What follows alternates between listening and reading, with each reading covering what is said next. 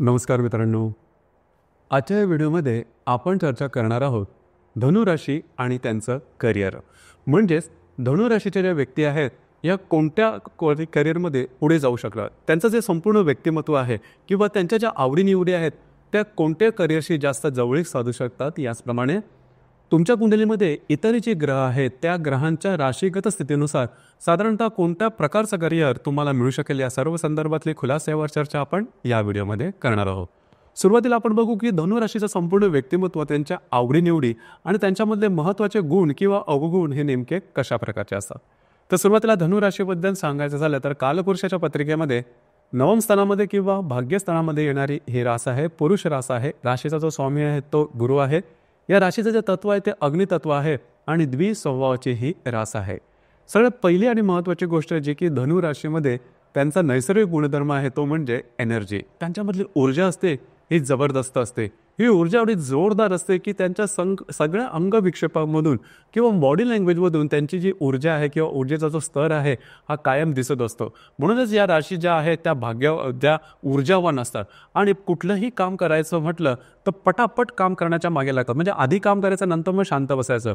या ज्या राशी आहेत किंवा या राशींच्या ज्या व्यक्ती आहेत या कधीही तुम्हाला स्थिर किंवा शांत बसलेल्या दिसत नाही. म्हणजे सहज जरी शांत बसलेला असेल तरी त्यांचा हात पाय किंवा शरीराचं एखाद दुसरं अंग हे कायम हलतच असेल. म्हणजे ती जी एनर्जी असेल ती तुम्हाला सहजपणे दिसून येईल. दुसरी महत्त्वाची गोष्ट म्हणजे यांच्यामध्ये आकलनशक्ती, ग्रहणशक्ती, बौद्धिक हे अतिशय चांगलं असतं. जनरल नॉलेज यांचं खूप चांगलं असतं. त्यामुळे कारणही असं आहे की यांना फिरायला जास्त आवडतं. वेगळ्या ठिकाणी भेटी देणं, वेगळ्या लोकांना जाणून घेणं, त्यांची मदत करणं हा सुद्धा यांचा खूपच चांगला गुणधर्म दिसून येतो. म्हणजे समोरचा व्यक्ती हा ओळखीचा असो किंवा नसो, इवन जे ॲनिमल्स आहेत किंवा पशुपक्षी आहेत यांच्याविषयी सुद्धा यांना ओढ असते किंवा ते जरी दुःखत असतील तरी ते धावून जातील. तर थोड्याशा वेगळ्या प्रकारची रास आहे कारण गुरुची रास आणि भाग्यस्थानाशी संबंधित असल्याकारणामुळे या ज्या राशी आहेत ना यांच्यामध्ये माणुसकीचा जो गुणधर्म आहे तो अतिशय चांगल्या प्रकारे दिसून येतो. दुसऱ्याच्या मदत करायला या राशी धावून जातात. याचप्रमाणे यांच्यामध्ये ऊर्जा, आकलनशक्ती, ग्रहणशक्ती आता सांगितल्याप्रमाणे खूप चांगले असते. फक्त एकच गोष्ट आहे ती म्हणजे निर्णय क्षमता. निर्णय क्षमतेवरती थोडंसं काम करणं गरजेचं आहे. जर का यांची डिसिजन पॉवर चांगली झाली तर अर्थातच या ज्या राशी आहेत त्या जीवनात खूप मोठी, उंच किंवा लांब उडी घेऊ शकतात करिअरच्या बाबतीमध्ये. यांच्या आवडीनिवडीसुद्धा कधी कधी बदलत असतात. म्हणजे ही जी गोष्ट आहे ही करिअरच्या बाबतीमध्ये सुद्धा दिसून येते. म्हणजे एखादं करिअर जर का त्यांना आता आवडत असेल तर 2-3 वर्षानंतर त्या त्यांची जी आवड असेल ती शिफ्ट झालेली असेल दुसऱ्या कुठल्या तरी क्षेत्रामध्ये.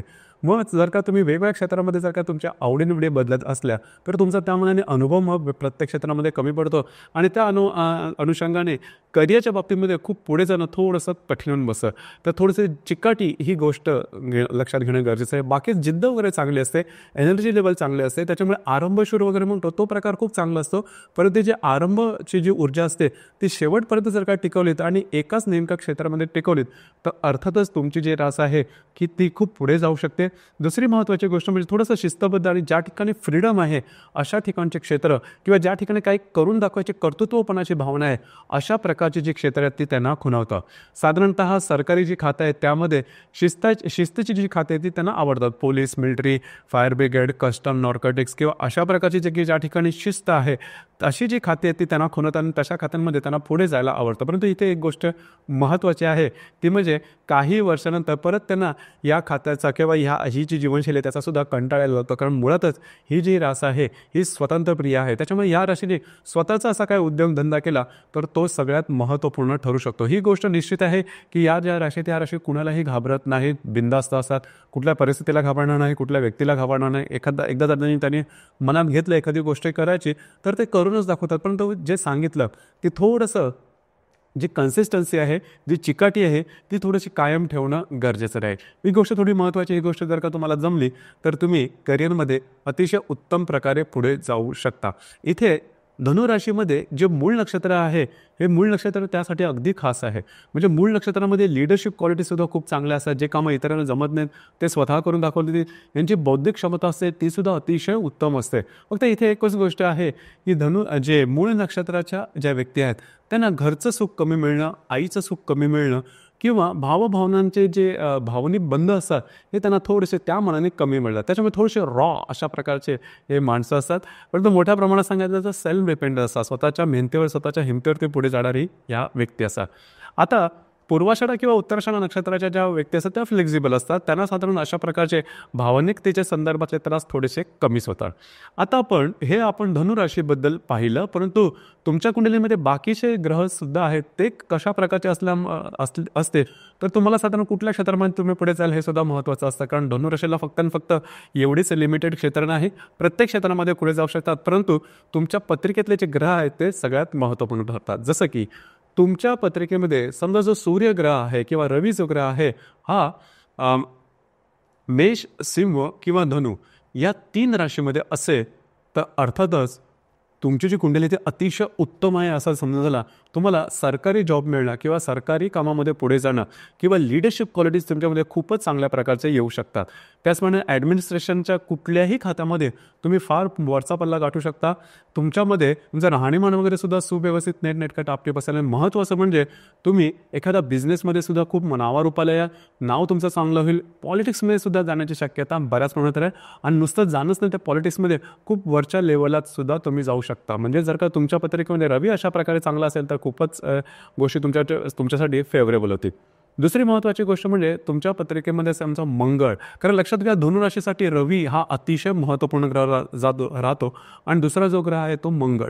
समजा मंगळ तुमच्या पत्रिकेमध्ये वृषभ, कन्या, मकर किंवा मेष, वृश्चिक राशीत असला तरीसुद्धा तुमची जी कुंडली आहे करिअरमध्ये खूपच मोठा पल्ला गाठू शकते. जर तुमच्या मुळात जी आवड आहे की थोडंसं डिसिप्लिनचं काम करायला तुम्हाला आवडतं किंवा ज्या ठिकाणी काहीतरी करून दाखवायची जी गोष्ट आहे, फिजिकल एनर्जी ज्या ठिकाणी आहे, अशा प्रकारचे जे क्षेत्र आहे, शिस्तीची जी खातं आहेत त्या ठिकाणी तुम्ही नक्कीच पुढे जाऊ शकता.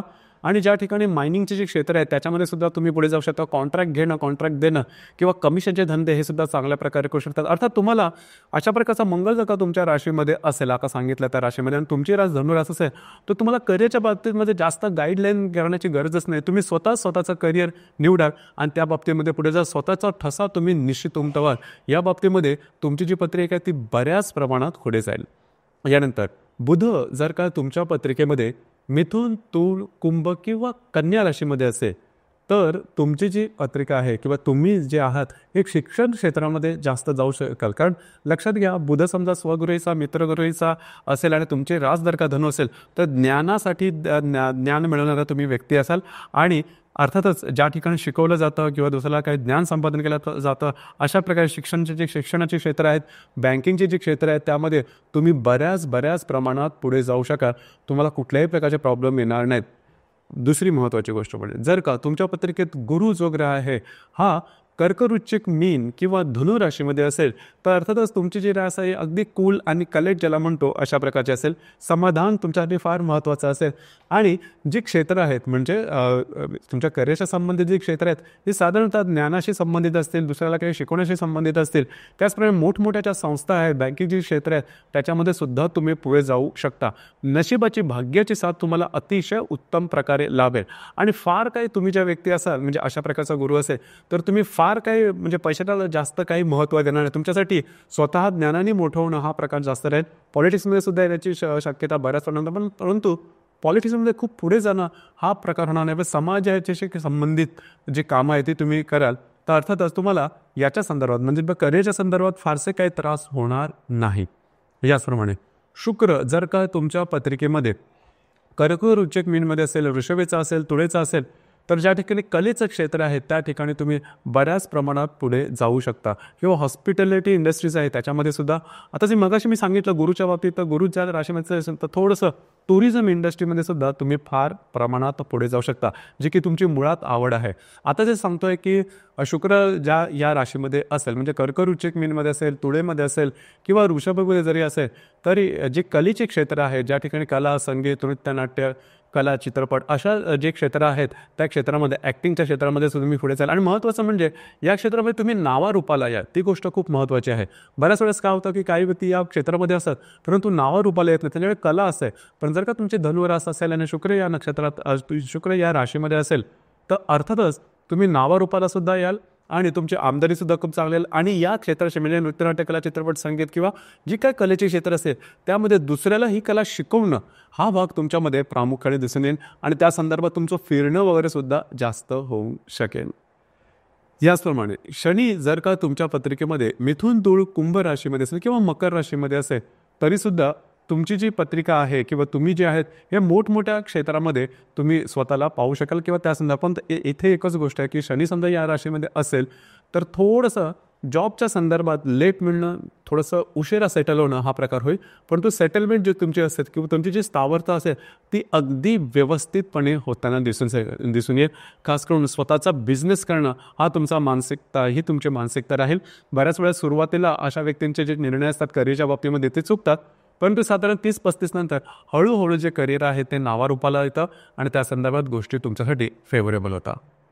तर साधारणतः आत्ता जे सांगितले ग्रह ते ग्रह या राशीमध्ये असेल तर तुमचं जे करिअर आहे ते सांगितलेल्या फील्डमध्ये किंवा क्षेत्रामध्ये होण्याची शक्यता बऱ्याच प्रमाणात राहील. समजा आता जे सांगितले ग्रह तशा राशीमध्ये नसतील तर अर्थातच तुमची जी कुंडली आहे ही पाहणं थोडंसं गरजेचं ठरेल आणि सर्व ग्रहाच्या अनुषंगाने करिअर कोणत्या दिशेला जाईल किंवा कोणत्या क्षेत्रामध्ये तुमचा जास्त इंटरेस्ट असेल या संदर्भात अधिक मार्गदर्शन करता येऊ शकेल. तर मित्रांनो, हे होतं धनुराशी आणि त्यांचं करिअर, म्हणजे धनुराशीच्या व्यक्ती नेमकं करिअर कोणत्या क्षेत्राशी संबंधित जास्त करू शकतील या संदर्भातली चर्चा. धन्यवाद.